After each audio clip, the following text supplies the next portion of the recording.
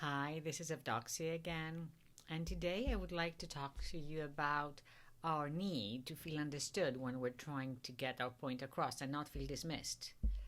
As sensitive people, this is something we have all faced at one point in our lives or another, and I can totally relate to feeling dismissed or even worse, rejected when people don't seem to get what I'm trying to say or when people actually don't give a damn about what I have to say. And actually, it's an issue I have addressed.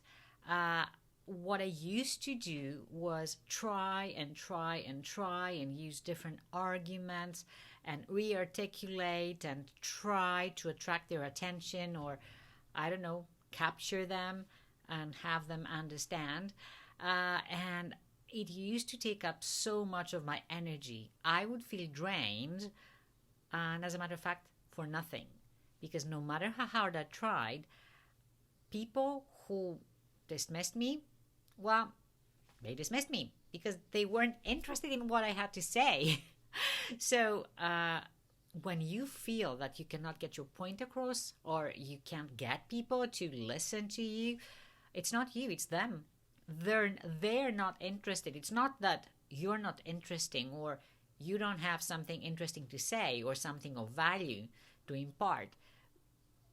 All the situation has to say is that these people are just not interested, and it has nothing to do with you. It has nothing to do with who you are. It has nothing to do with your message. It has to do with them.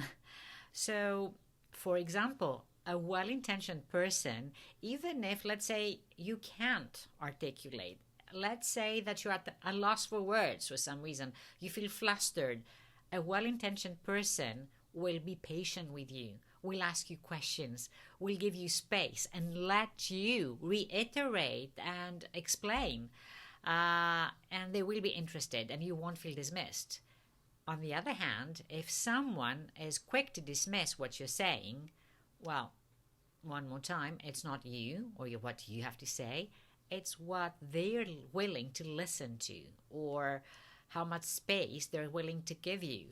And again, if someone isn't willing to give you space or time or understanding, it says a million things about who they are. Maybe not who they are as a whole, but I don't know who they are at that particular moment because it has happened to me. Like sometimes I'm too, I don't know, too preoccupied with things and I don't have the patience to listen to someone. But at least because I know what it feels like to feel dismissed, I'll try to explain that I'm not in a good place and I can't do this right now. Let's do it some other time. So if this is a constant, if it's a pattern, when you constantly feel misunderstood or dismissed or that people are not interested, maybe you're not hanging out with the right crowd of people. Like maybe the people in your life are not the well intentioned people I was talking to you about. And again, don't blame yourself for choosing those people because when you did, you were at another stage of your journey and now you're at another stage. Now you want to feel understood. So maybe you could choose again, Just don't hang out with people who are not willing to take the time to listen to you and try to understand you and give you the space. They're not worth your time. And in some cases, we can just, I don't know, find new people or don't spend time with people who make us feel bad.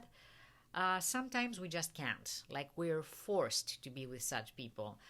Maybe because they're, I don't know, what's going on is happening at the workplace and we can't, like that, change jobs. Maybe it's a relative we cannot avoid, like we have to see them. Although I'm not so sure about this, I have to. It's all a matter of, choices, like what we choose to.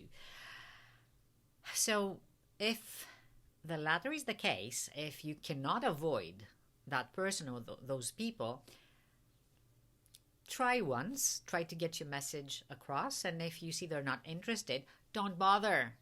don't bother, because they will never understand. No matter how you say it, no matter what arguments you use, if they don't want to give you the time of day, they won't.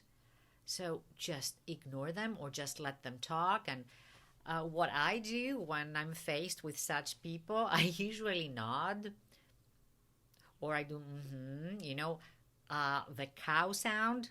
I do that, like I do the cow sound a lot when I'm with people who are not willing to understand, who don't want to listen to arguments, whose mind is already made up.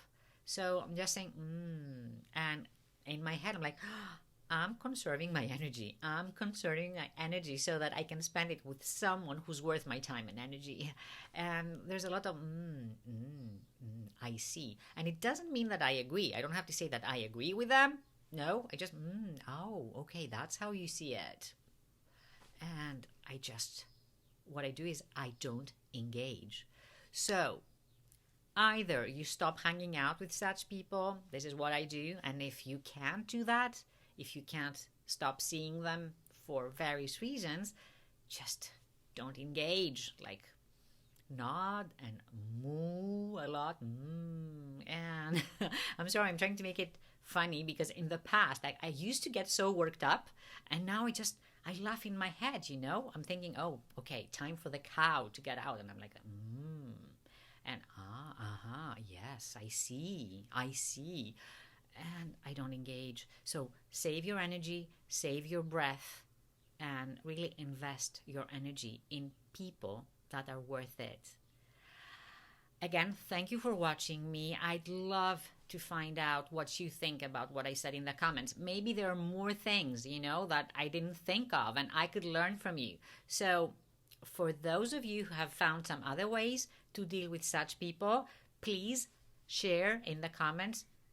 Make a video. I don't know, make an audio. Just write, comment. But I'm really interested to see how you do it. And actually, I want to give you a personal example, because you said that when I gave you a personal example, it helps. At some point in our lives, my husband was going through like something rough at work, and he used to bring his frustration at home. And every time we had dinner, he used to say something which I found completely illogical. And then we would start arguing, and I would try to convince him and show him that what he was saying, well, I don't know, but he would disregard anything I said, not because he's a bad man. He's an amazing person, and I'm so lucky to have him in my life, but because of his state, for that short period of time.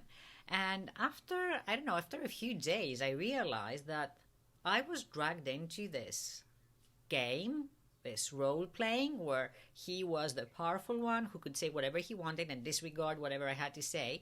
And I stopped saying anything. I just started, mooing and nodding.